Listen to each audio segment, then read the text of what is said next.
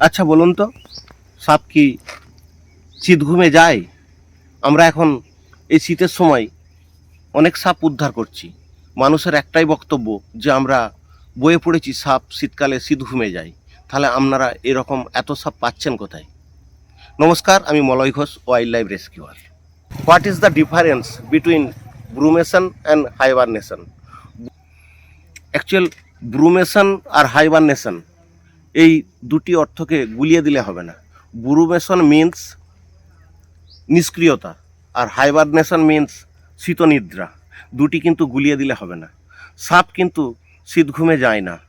সাপ শীতের সময় নিষ্ক্রিয় থাকে, ব্রুমেশনে থাকে।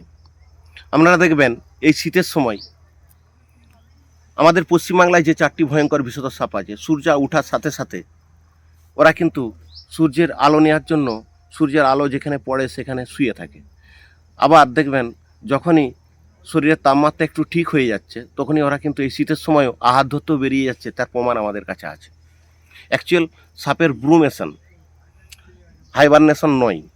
আর হাইবারনেশন হয় কিছু স্তন্যপ্রায়ী প্রাণী, যেমন কাঠবেড়ালি বা স্তন্যপায়ী প্রাণী আছে বাদুড়, এরা কিন্তু হাইবারনেশনে যায়।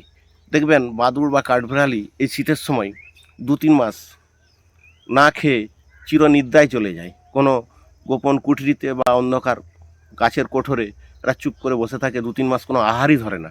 সাপ কিন্তু এই সময় সূর্যের আলো যখনই পেয়ে যাবে, শরীরটা একটু উষ্ণতা বেড়ে যাবে, তখনই ওরা আহার ধরতেও বেরিয়ে যায়। সাপ অ্যাকচুয়াল কোল্ড ব্লাডেড প্রাণী, তো তাই এরা পরিবেশের যে আবহাওয়া সেটাকে ওরা পরিবর্তন করতে পারে না। সেক্ষেত্রে আমরা কিন্তু আমাদের শরীরের উষ্ণতা সঠিক ধরে রাখতে পারি, সাপ কিন্তু পারে না। তাই সাপ কিন্তু শীত ঘুমে যায় না, সাপ ব্রুমেশনে যায়, অর্থাৎ শীতকালে একটু নিষ্ক্রিয় থাকে।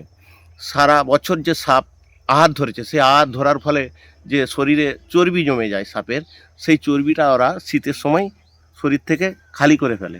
কারণ এই সময় ওরা কম আহার ধরে এবং নাড়াচাড়া করে কম, ঘোরাফেরা করে কম। তার ফলে কি হয়, সাপ নিষ্ক্রিয় থাকে একটু। তা বলে এই নয় সাপ শীত ঘুমে যায়। ধন্যবাদ।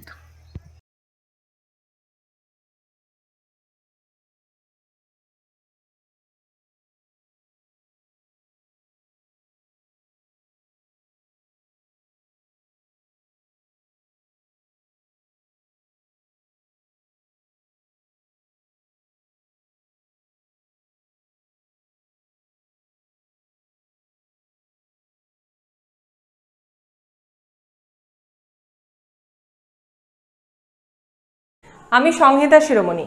ঘাটাল মহকুমার সমস্ত খবর সঙ্গে সঙ্গে পেতে স্থানীয় সংবাদের ইউটিউব চ্যানেলটি সাবস্ক্রাইব করুন এবং তার সঙ্গে ফেসবুক পেজটিও লাইক করুন।